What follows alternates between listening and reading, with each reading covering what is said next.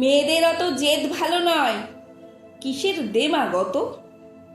মেয়েরা একটু শান্তই ভালো, লক্ষ্মী দেবীর মতো।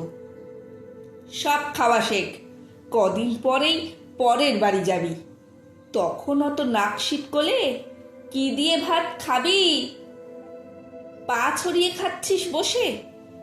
দূর গায়ে বিয়ে হবে।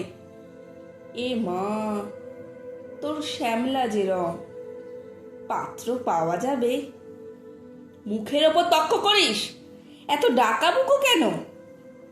মেয়ে তো নয়, একেবারে ধানি লঙ্কাটি যেন।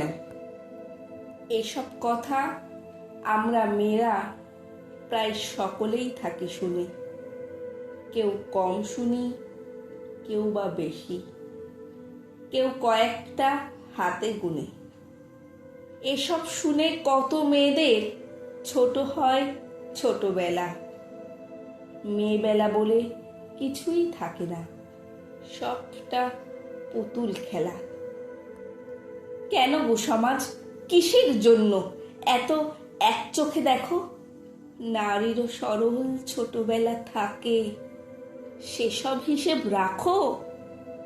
কেন গো মেয়েরা ডান পিটে হলে দৌড়ে দিয়ে রাখো তালা? তোমরা জানো না দেবী নারায়ণী লক্ষ্মী ও চঞ্চলা?